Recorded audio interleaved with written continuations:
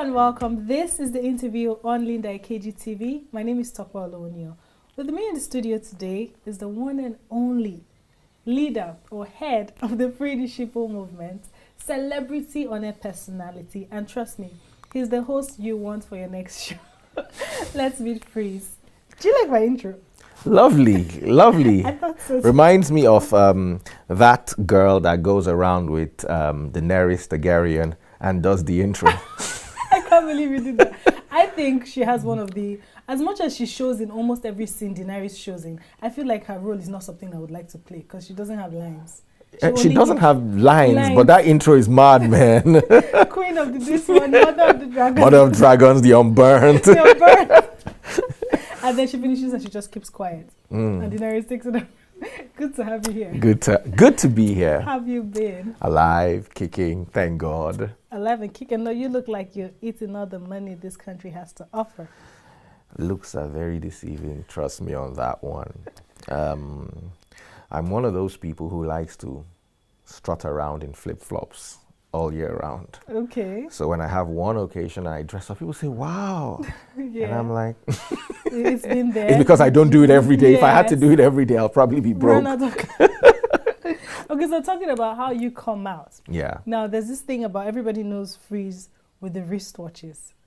We all know you with the wristwatches, and you just like to oppress we that cannot afford to buy them expensive wristwatches. So let's talk about your love for wristwatches. Unfortunately, I don't like football. Okay. What I like is, I like planes, I like cars, I like watches. Okay. Personal likes. If I'm not doing Free the Sheeple or I'm not doing radio. What if I go to Dubai, I dedicate 2 days to going to the mall, to move from Vacheron Constantin to Piaget, to Patek Philippe, to Rolex, and I will spend at least 2 hours in each of these shops. And that's my holiday. If I go to France, it's the same thing. They'll kick me out of the shop when they're done with me because I'll ask so many questions. I'll try on all the models. I'll ask if this can be done, if you can have the combination of this case with this strap, if I can have customization done. I was in Frank Mueller in Romania, I think, and I was trying out all sorts of ideas with the manager and telling him I wanted this kind of customization. It's what I like. Sometimes I kick myself for it, but I sat down and said, it's not my fault that I don't like football and other little cheap things. This is what I like. Yeah. You know, football is big for those playing, never for those watching. True. Yes. You don't get paid for watching. Unfortunately. Neither do I get paid for wearing watches, but I'm a wristwatch enthusiast. I read about watches. I cannot call myself an authority on watches anymore because I've not had as much time as I would have loved to have to dedicate to timepieces. Okay. But I'm knowledgeable in my own little right. Okay, so let's talk about the Free the Sheeple movement. Now, what inspired you to start the Free the Sheeple movement? Moving around every day in Nigeria and seeing the greed, the downright fraudulent behavior of quote and unquote men of God. You know, I call them on their first name basis. I don't know them from anywhere. And they're not men of God to me, none of them. I went to Romania. Let me just give you an example for my holiday. I was there for 2 weeks. Romania is a poor country by all standards. But guess what? 2015 and between 2015 and 2017, they exported 1 million cars produced in Romania. They have a local car company called Dacia, and Dacia is the 5th biggest by volume car company in the entire Europe. This is a poor country. They had a revenue of 4.8 billion euros in 2015 alone from producing cars, and that is 7% of their export. Okay. Their roads are perfect, education is good and free. My sister went to have her baby there. The only thing she paid for was her ticket, and when she was leaving, she dashed the doctor $300. He was all over his head. No one has ever dashed him money before for doing his work. You understand? It's absolutely amazing, but you see them, they're rated a poor country, and they believe that they're poor. They hear of Nigeria and they say, wow, you guys have oil, you guys are rich. And I look around, a taxi driver was driving me around Cluj-Napoca. And he said, did I know that Cluj was the second safest city in Europe? And I'm like, you have safety. Their internet, for the equivalent of 10 euro, which is about 4K, yeah. I got 35 gig on my phone. I couldn't finish it. When I left, I gave my mom the SIM card. She's still using it till now. You guys have internet, you guys have roads, you guys have safety. I took a bus, as in public bus, one of those big luxury buses, yeah. For a 13-hour journey. No police on the road, no thief. And I'm like, what is it that you have that we don't have? And I realize it's the mindset. They have no billionaire pastors. They have very few Pentecostal churches. Nobody I know pays their tithe. And then I come here to the rich country, and from the airport, I'm scared. I see the lack in the airport. The AC is not working. The escalator is not working. Nothing works. On your way home, the car hits one pothole or the other. This from the airport to VI. I'm not going to Mushin or Alagbado or one of those places. I'm coming to the island. The roads are bad. Police checkpoints everywhere. They just finished robbing. They just finished beheading. They just finished jungle justice. And I'm like, what is wrong with us? Our minds. So the Free the Sheeple movement is a movement aimed at breaking those invisible chains that hold a person captive. Culture is one of them. If you are 35 years old and you're not married, you can't be happy. Why should you be happy? You're not married. Where's that coming from? Is Oprah Winfrey not happy? Who makes these things that enslave other people? So now I'm poor, I'm drinking Gary, but I'm married. And I'm looking down on someone who drives a Range Rover, flies business class, owns a company that is not married, and I'm making that person feel inferior because that person doesn't have a husband. That's a mental chain. A woman gets married, she cannot get divorced. It's a mental chain. One pastor was saying it the other day, that if you are 35 years old and you are not married as a man, you are irresponsible. Hello. Isaac got married at 40 according to the Bible. And nowhere in the Bible was he considered irresponsible. So these are things that are holding us down as human beings and are not adding any value to us. We go to religion. That's where the world's biggest fraud is perpetrated. I'm someone who hates religion. Hitler was one of the worst people in the world, according to statistics. In the last 100 years, Hitler killed 11 million people. Religion killed 100 million people. So as far as I'm concerned, religion is worse than Hitler. Take a look at the Middle East today. What do we have there? Religion. Is it pleasant? No, it's violent. Look at Nigeria. My woman cooks, my fiance. So she's Igbo. When her brothers get up and start saying, by brothers I mean fellow tribesmen, saying, you know, we have to have Biafra, she's not with them. Because she knows that the garden egg she uses comes from the north. The onion she uses comes from the north. The tomatoes, the pepper, the goat meat, the cow, all come from the north. Now, Igbos are very enterprising. Instead of using the enterprise of the Igbos to sell the products that we have in the north, they've used religion to create a barrier between the entrepreneur and the producer. So we're in a rot. Another problem fueled by religion. What is Boko Haram? Religion.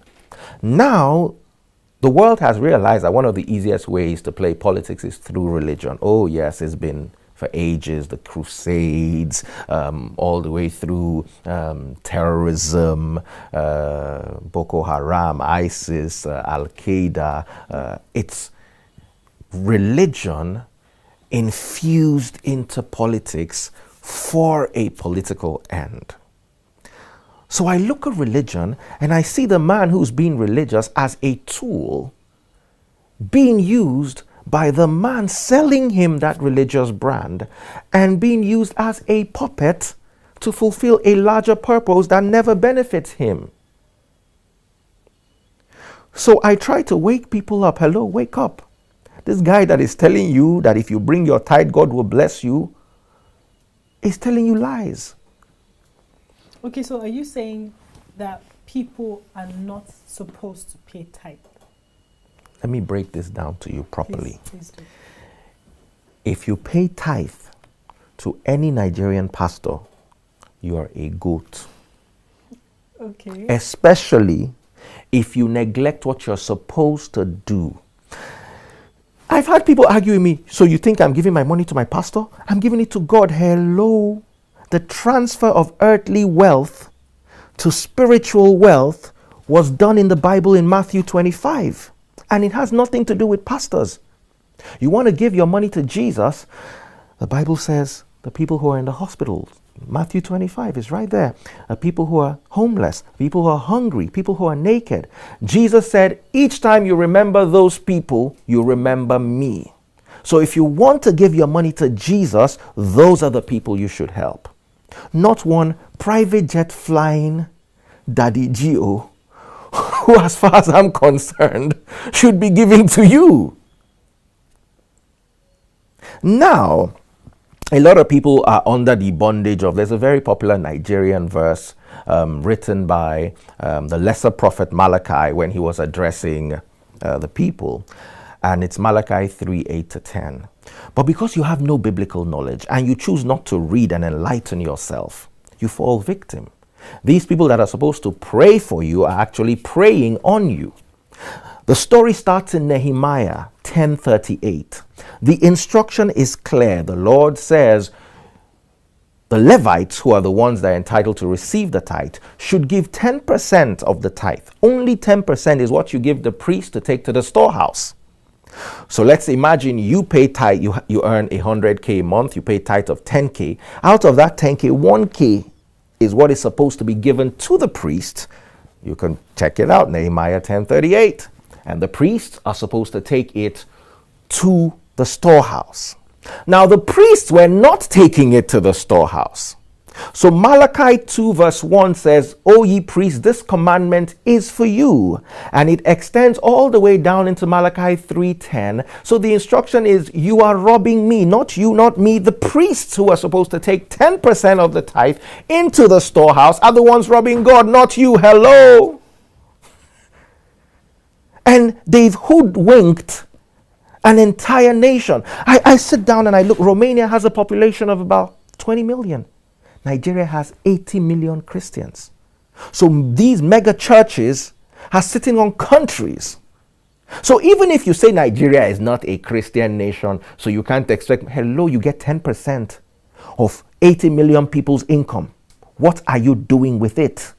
Oh, you're building more churches and enslaving more people. How does that progress transfer to electricity, to jobs, to schools? Now you're in these mega churches, you cannot get married to anyone who doesn't pay tithe in the church. More. So, and you're expecting me not to stand? Now, if you were selling a genuine doctrine, I would say, okay, but it's a false doctrine.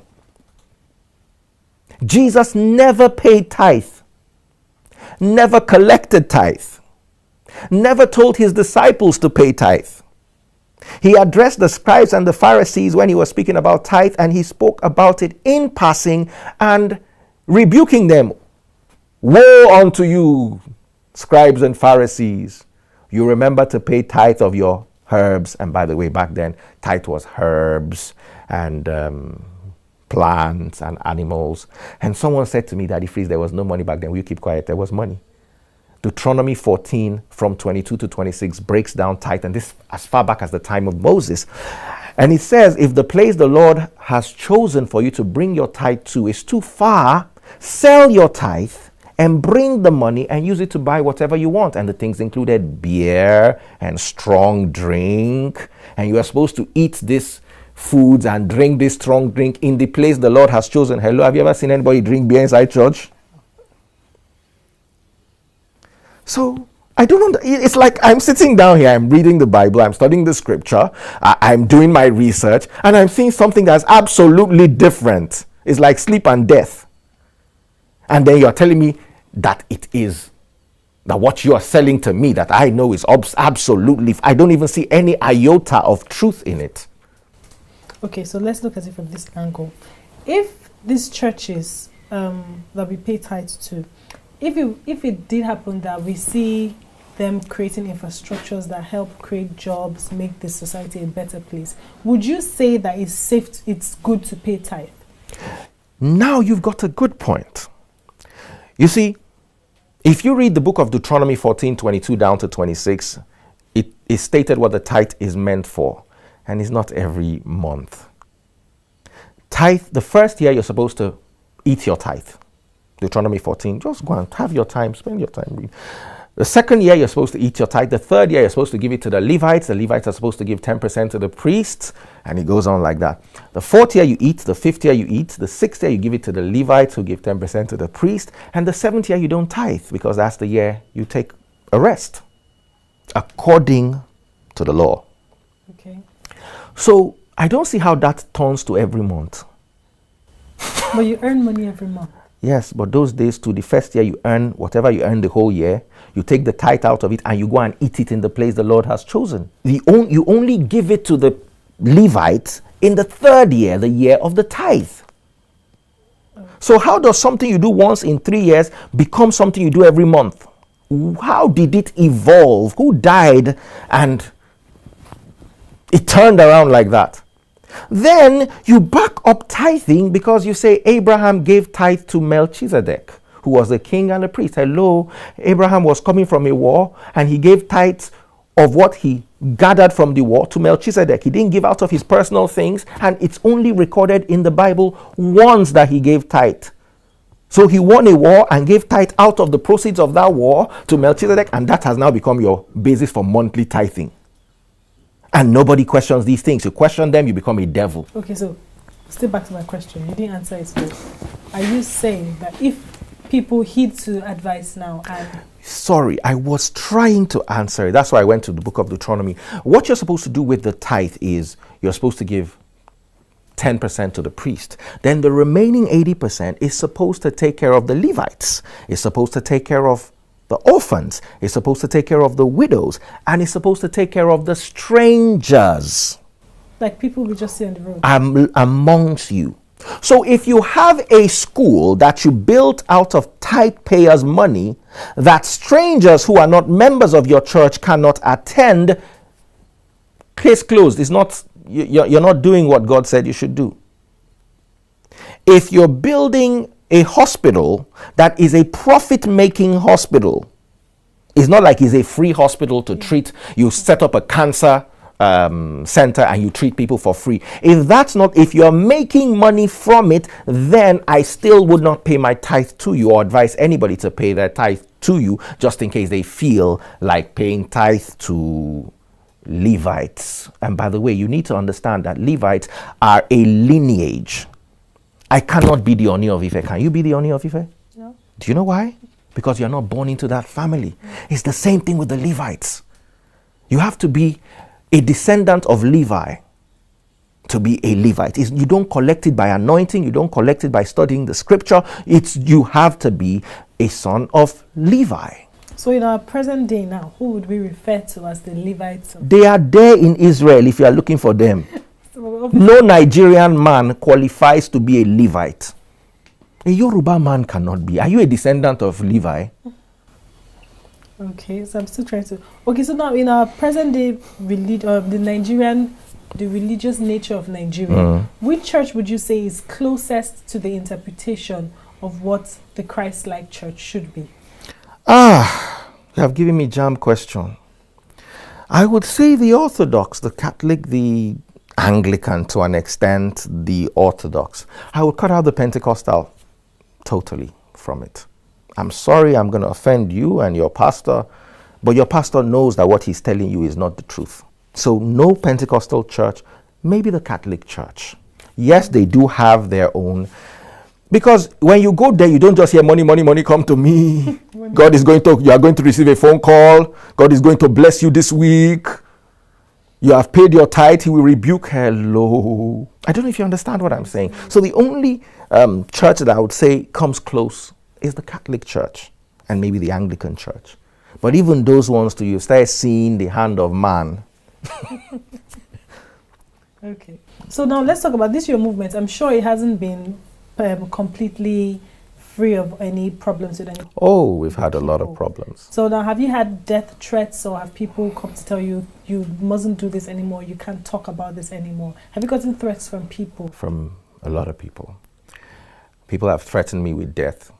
How do you protect the word of a man who healed the ear of someone who came to attack him? The ear was cut off by his own disciple. He healed the ear and told his disciple that if you live by the sword, you die by the sword. To show you how peaceful Jesus was. And yet you defend that Jesus with violence. So it doesn't make any sense to me. We've got a lot of death threats. Initially was a lot harder. People didn't believe at all. But after a while, people started seeing that this guy is making anything he tells you is in the Bible. If I tell you something and you don't find it in the Bible, ignore it. Do me a favor. Tell your pastor to preach Deuteronomy 14:22-26 in church next weekend. Let's see. I've never heard any pastor preach it. You should tithe a 10% of your income, and you should eat that tithe. It's there. It's Deuteronomy 14. They will never preach it. They don't want to confuse you into thinking that what you're supposed to give them to buy private jet, you want to start eating it. But at the end of the day, when you come up with things like that, especially when you're standing against what they believe is the norm and what they've believed, nobody wants their fantasy to be destroyed. It's like trying to tell a little child that Father Christmas does not really exist. There's no Santa Claus. No, it takes a while. And sometimes the children get angry. They want to believe that there's a Santa Claus, even though when they start getting older, they realize that there's no Santa Claus, but they don't want to kill that fantasy. But if that fantasy is robbing you blind, I'm here to kill it. Okay, let's go on a break. We're still really going to talk about this, but let's go on a break. When we come back, we have a whole lot of interesting things to talk about.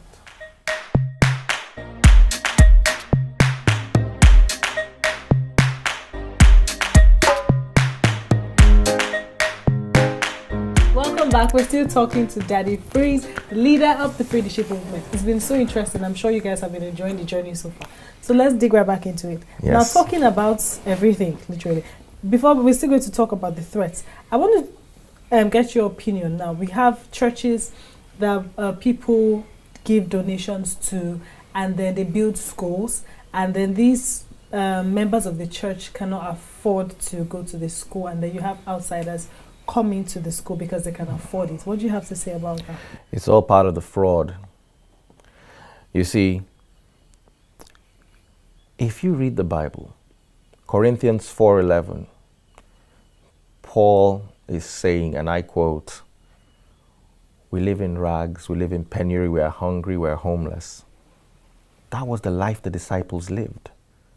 It wasn't about finances, it was about salvation. The other day I went on the radio and I said, you know what, I've cancelled unmerited favor. Because Nigerians don't know what unmerited favor is. The only unmerited favor that God is giving us is the fact that you are a sinner, you do not deserve salvation, and He gave it to you. That's the unmerited favor. But a Nigerian man believes that you are walking down the street selling orange, you run into an old classmate, the old classmate takes you, gives you a contract, you do it illegally, steal the money, you become a billionaire, God has blessed me. So you've got to understand that the modern day interpretation of religion is a financial one, especially Christianity. You open your bank app, you will see churches there. What? But don't you think it's just them helping how do I put it now? Don't you think it's them helping individuals who want to make donations easier, so you don't have to wait all the way till Sunday? Why are you donating to a church? I want to ask you. Acts 7:48 and 17:24 is very clear. The Lord does not dwell in a building built by human hands. This is the book of Acts of the Apostles. This is the New Testament. Why are you donating to a building and a man standing on the pulpit? The book of Thomas was cut out of the Bible. It was never included in the Bible in the first place. So I use it. I cannot hold it as in the same regard as I hold books from the Bible, especially when I'm speaking to people who have their whole belief system only on the Bible. But the book of Thomas, I think it's 73b, says, Jesus was addressing people. He said, when I leave, lift a rock, you'd find me there. Split a wood, you'd find me there. I am in you and around you. So this notion of church being a building was what Jesus came to abolish when the veil in the temple was rent. He said, I will bring down this temple and rebuild it in 3 days. And they said it took over 40 years to build this temple. How are you going to rent it and build it back in 3 days? Because they saw the temple as a physical structure. Whereas he did bring down the temple and he did rebuild it in 3 days. But the temple was no longer a physical structure, but a spiritual structure. But we have got, you see, the spiritual structure is not going to put food on anybody's table. It's not going to buy private jet for anybody. It's not going to hire bodyguards for anyone. So they're not going to sell you that doctrine. They're going to take you back to that same temple he came to abolish. So I don't understand, if you are truly a Christian, truly following Christ, why are you donating money to a building? What if it's for the purpose of, because I would like to believe there are churches that actually have projects that help people, that reach out to people. It may not be up to the money that they're getting in return, but they do something so people see that they actually do something. So what if it's because they believe, or what if people have the opinion of, you know what, I don't want to know what this church is doing with the money, but I'm going to put it because I believe God is seeing my heart. Good. And that takes you back to the goat in Matthew 25. Jesus split the nation. He put the goat on the left and the sheep on the right. And the goat asked him, why are we going to everlasting hellfire? And he said, because you saw me sick and you ignored me. You saw me dying and you ignored me. You saw me hungry and you didn't feed me. You saw me thirsty, you didn't give me water. You saw me naked and you didn't give me clothes. And he said, when did we see you? When you neglected the next person. So if you're not sure what your church is doing with the money, you stand the risk of hellfire. Especially since most people in Nigeria, once they've given to the church, whatever they do as charity is little. Whereas the way to heaven is through charity. It's there in the Bible, Matthew 25. If you want to sit by my side in the kingdom that was created before you were born, give to these people. Pastor is not included, church is not included. So I don't know how you're able to transfer giving to the people who, let me tell you something, you want to help the poor? Let every Nigerian give tithe, 10% of what they earn, to someone poorer than them. We will not have problem in this country. Because as I am now, some people see me as poor. So if Babangida gives me 10% of his of his tithe, and I take 10%, I see somebody that is poor, I give him 10% of it, the next, you would see how evenly the money in this country will be distributed.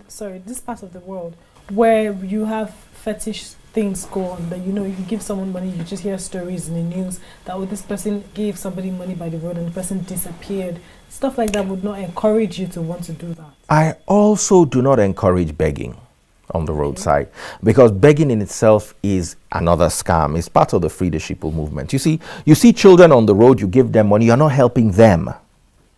Those children should be in school or should be learning a trade, but they are being used to beg money.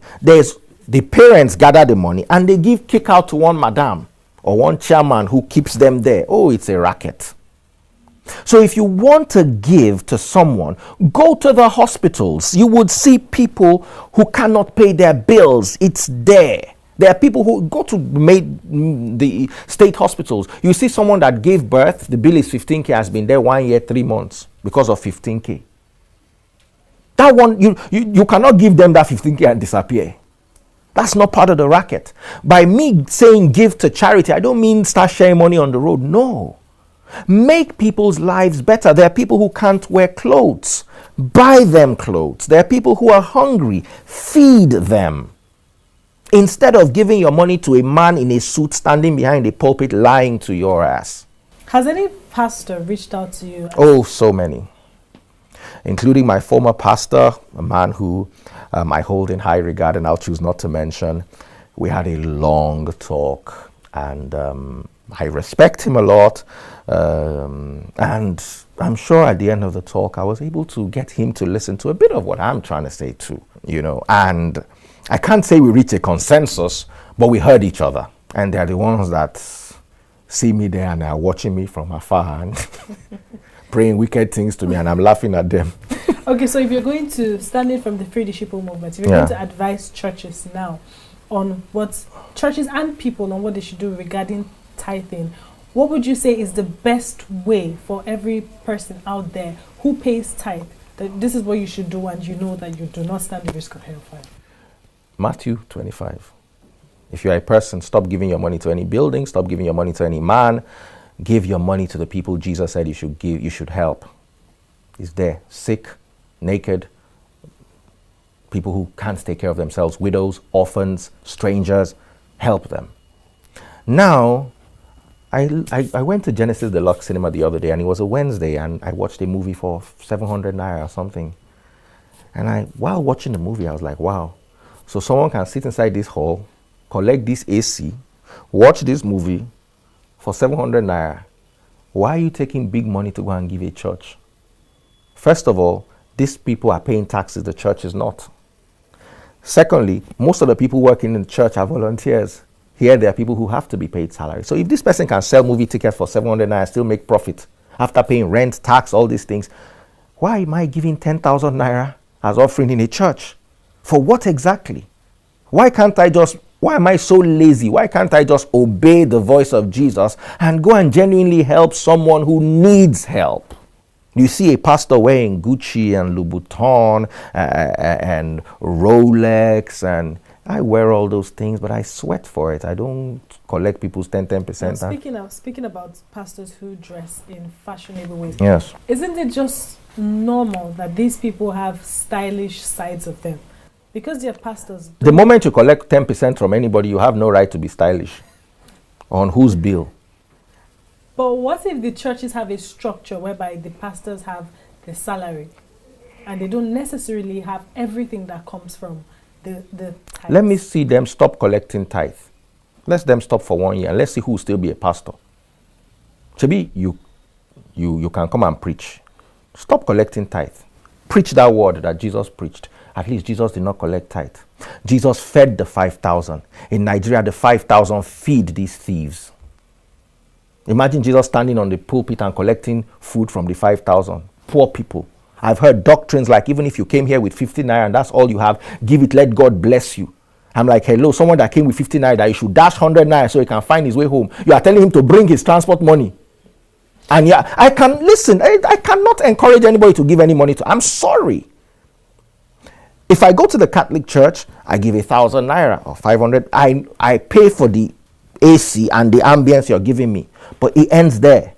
There's always somebody who needs food. There's always somebody who needs rent. There's always somebody who needs water. There's always somebody who needs school fees. And if I give it to the church, they will build a school that person that needs school fees will still not be able to attend. Okay, but what if individuals decide they go to church today, there's probably visiting pastor and they were moved by the message, and they say, okay, so if you feel moved and you want to give, you can come and give. Do you think there's anything wrong with that? You see, offering, on the other hand, is something that was done in the Bible. The disciples received offering. But there's something Paul said. Paul said, since we work by the gospel, we should live by the gospel. But I would rather die than enforce that right I have to live by the gospel, so that tomorrow I can brag that I preach this message to you free of charge. That's another part of the Bible they don't preach. And it's a part of Nigerian pastors I don't see, even the ones that call themselves Paul, and I don't see that side of Paul in them. Nobody wants to brag that they are preaching this message to you free, except me, of course. That's why I have a day job. So anything you see me wear, just know that it's either I worked for it and they paid me money. Not that anybody came to give me anything, because don't come and dash me things. There are people who need, if you love me, hire me to be your MC. Then pay me fees that I charge as MC. or come on my show or sponsor my program, but do not dash me money because you heard me speak well. There are people who need dashing of money, genuine people. Okay, now let's talk about pastors who have been in the news for controversy, for different scandals, so to speak. Now, as men of God who are supposed to be leaders, and then you hear them in the news for scandals, and then they don't come out to defend themselves, or they come out to make these people that accuse them look like, I would say, look like they're not saying the truth. What do you have to say? Are you of the opinion that men of God should not even be involved in scandals at all? This is where grace comes in. The teaching of grace. You see, we cannot obey all the law. It's not in us. No matter how much Holy Spirit you try to we know that is why Jesus had to die for your sins, because he knows that you cannot obey all the law. And guess what? The law is ridiculous. Leviticus 19:27 says, do not shave your beard. And Leviticus 19:28 says, do not tattoo. And then all your daddy geos have clean-shaven beard, and they'll be telling someone that has tattoo that person is a sinner. Is it not mediocrity and hypocrisy at the highest? Buffoonery? How can you are breaking 27, but you are pointing finger at someone that is breaking 28, whereas the two of them are tied together? So it's obvious you can't keep the law. So yes, sometimes people fall short. I wouldn't say I'm a human being. I've not fallen short. I pray to God I don't fall short. But if I do fall short, it's because I'm a human being. And his grace, his blood that was shed for my redemption is available for me to tap into. So I will not look at a pastor who had a scandal as a bad person. It's how he handles that scandal that will make me. You don't come out and tell us that you're going to give us, like that clown in Abuja. What did he say? He was going to give us a robust reply. And he sweeps it under the gutter. That's wrong. If you come out and say, look, I did this, I'm sorry, or you decide that you cannot come out and say you are sorry, do you understand? Don't make the person look or feel less than a human being. Look at that other one that locked that woman up for... I can get angry if there are things you say about me, I'll lock you up. But I would lock you up maybe 2 days, 3 days after that. The Spirit of God would say, leader of the free nation, you have put someone inside prison. You know, I can't keep a woman in prison for 3 months because she said something about me. I don't know how to defend that. Jesus is clear on using mercy instead of judgment. And it's displayed when the woman with the issue of blood was caught in the very act of adultery. It wasn't a rumor of adultery. It wasn't a suspicion. She was caught in it. And he didn't give judgment. He gave mercy. So where's the mercy? That's my question. Okay. Now let's deviate a little bit. Let's talk about the celebrity life, the life of our superstars in Nigeria. Now we have celebrities who are married, and before I go there, I'd like to say, okay, yes, we know these things happen in everyday life. People have challenges. The difference is they're not in our faces, so we can't see them. But these people have chosen careers that have put them in our faces. Yeah. And then we have them they get married, and a couple of months later, few years down the line, they get divorced, and then they bring it all out to social media. My question is, do you think social media has a good effect on celebrities' personal life or a bad effect? I've been a victim of the same thing you're talking about. I've had a messy divorce, and it was all out there. Initially not by my doing, because it was thrown out there by the other party, and I also, I tell people who follow me that, look, if you're looking for a mature and respectful person, don't follow me. I'm not mature and I'm not respectful. I learned from a young age that when people put me down, they heap a burden on me. and I feel sad and I feel depressed. But as you put me down, if I give it back to you, I give you back your burden. So it has always worked for me. So if you come and abuse me on social, if I catch you, I will abuse you. Not because I hate you, but just that burden of negativity that I want to put on my head that will make me wallow around for 2 or 3 days and I'll be sad and dejected. Doesn't it happen to you? There's a way I'll talk to you that if I come back, I come and look at you and say, wow, why are you looking so wrinkled? Or why is your shirt tattered? It would affect you. So instead of me allowing it to affect me, I throw it back to you quickly. So that's why I come out on social, or that's why I came out on social media to defend myself back then. And I've seen it happen in a lot of marriages. When you're loving yourselves is out there. Yes. And many of us are not respectful enough to know that.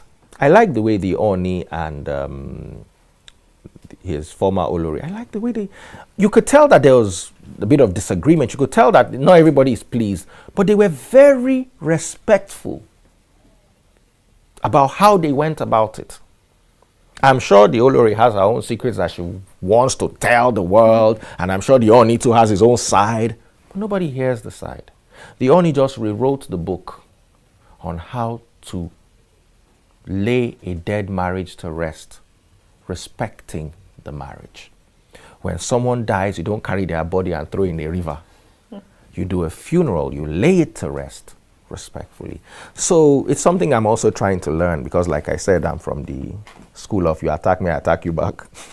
Yeah, but what do you think makes celebrities in our country, most especially, to have, what do you think is the cause of the increase in the separation and the divorce?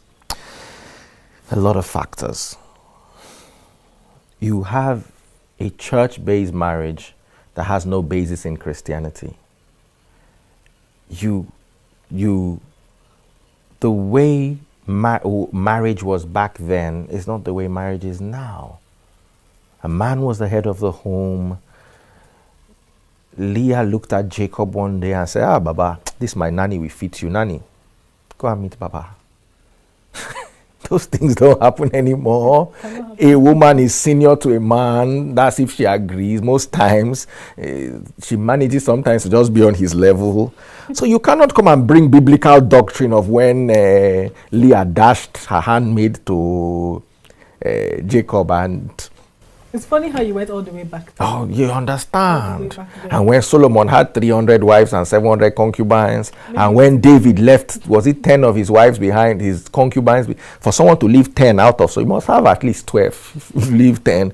So the way marriage was then, the way they were living their lives then, and I remember when David was on the roof looking at Bathsheba, and when the prophet came with the word of God after he had killed her husband and all that, he said something that, he said, I gave you Saul's house, I gave you his kingdom, and I gave you his wives unto your bosom. And if you had wanted more, all you needed to do was ask. Nobody asks a man in 2017 if he wants more women. So my problem is when you say your marriage is based on the Bible, I say, what part of the Bible? You're saying that the Bible is giving men permission to have more than one. It was until Jesus came, at least. Okay, at least I know the New Testament. And you see, if you are a lawyer, you'd understand that yes, Jesus said one man with one woman, but he didn't outrightly abolish having concubines. Abraham had, David had, Joseph. I'm not going into that today, but I want you to understand that a Nigerian man has a traditional mentality. And then the Bible also has that traditional mentality. But then you now want to turn it into one angle. You would find it that these men are not keeping up with it. Okay, sorry to cut you short, so I don't forget my point. So now, in this traditional mentality of the men, your freedship should, I think, stands for the opinion where you should not allow your mind to be trapped by culture and religious beliefs. Yes. So I question, by not being trapped, don't you think if a Nigerian man says he's African in nature, so he can have more than one woman, he's a sheeple. Isn't that being trapped? He's a sheeple. You see, at the end of the day, it boils down to what do you want out of life. If you want to have a monogamous relationship, give a monogamous relationship. Don't go into a monogamous relationship while you're a polygamist. that will not work. If you are looking for polygamy, go into a polygamous relationship. You can back it up with the Bible from the same part where tithe is being backed up. You can back it up if you want to be a polygamist. Okay, I listen to Jesus, but I don't want to listen to this one man, one wife thing. Just like I don't listen to him when he said tithe is not so important. So you understand. But don't lie to the other person. Don't build a marriage on false pretenses. Okay, so what would you say is one of the basic or one of the most frequent causes of divorce in marriages in Nigeria? People not being true to themselves. Then the person you're in the marriage with, I've been in a marriage where I sat down and asked myself, what am I doing here? But I can't get out because I'm a sheeple. Everybody's going to ask me, you have failed in your marriage. I had uncles. One uncle called me up and said that, I had to put him in his place. Called me up and said that, do you know that your career will be affected by your divorce? Do you know that soldiers in the army, if they get divorced, they are demoted? I said, Baba, I'm not a soldier. So that mentality, a lot of people are inside marriages that they're not supposed to be in. Maybe they got a girl pregnant, then they felt, okay, I shouldn't have a child out of wedlock, and you get married. Should you really be married? Then you are living in hell, you are cheating, she's cheating, and you are beating each other. It doesn't make any sense. So also learn that those people you are carrying your sweet marriage to come and show off are waiting for you the day you are going to come and cry to them. I don't know if I'm making sense. So keep your marriage as much as possible. I know you want to show that woman. It's sweeting you when you are in a relationship and the guy is scattering your head. You want to hold his hand. You want to kiss him on the road. Yes, I know. But just make sure that you're of the same accord so that one day he doesn't say, hey, don't kiss me on the road again. I'm not doing it again. Then you look like a fool. Okay, so would you say it's advisable for men to have side chicks in relationships? Nope. It's a very wrong approach, especially if you want to have a monogamous relationship. I will never advise any guy to have a side chick. Never. Why would? Because, first of all, it's going to destroy the trust your wife has for you, unless she's the one that approves you to have a side chick, which I'm sure that. Can you approve your man? Find out? You see, I was hanging out with my friend the other day, and he broke the exhaust of his bike. So the mechanic now came and said, you know what, we'll not bend it like this and use this place to cover it. Nobody will know. He said, I would know. You shouldn't live your life like this thing I'm doing, nobody, because there's nothing you are hiding that cannot come to light. Do you understand? A man and a woman are in a police in a hotel, and armed robbers come to the hotel and round everybody up. And all of a sudden, what you are hiding comes out. So you can't live a lie. Is it that you let your woman know that, okay, me, I want to be having side chick, or can you deal with it? And I know no Nigerian woman will give you that go ahead. There's no Leah, there's no Rachel in Nigeria today. Okay, so how important do you think sex is in keeping a marriage together? 95%. So you're saying that the most causes of divorce in Nigeria is because... Maybe I should say to me, I don't know what, I'm not an expert on marriage or an expert on sexuality, but I know that if two people are in a marriage and they're not sexually compatible, is hellfire. If you want to be with your woman 6 times a week and your woman wants 1 time a week, you people will be fighting. You will not be happy. You will have side chick. Because I know people that can sleep with their wife 7 times a week and not get tired. So imagine you now have a wife that wants to sleep with you once in 2 weeks. It's frustration. You will have a side. If I'm in a relationship, like, I'll have a side chick. I'll just announce to my followers, in order for me not to run mad with this woman in this house, this is my side chick. Do you understand? Yeah. So sexual compatibility is very important. If there are men that like sex once in 2 weeks, you meet a woman that likes sex once a week, you will not fight too much. You just double up, or she slows down. This week you double up, next week she slows down. You guys are evenly matched. Okay, now let me go a bit personal. Would you say that the cause of the cause of the problem in your former marriage was because you were not sexually compatible? There were many problems. I cannot sit down and take sexual incompatibility and put the whole blame on it. There were many. We're not friends. She didn't understand the person who I was or the person who I evolved to be. We met in the university, and we were young, and we're in the same class. So our lives were in like the same, we're rolling together until I moved into entertainment and she moved into oil and gas.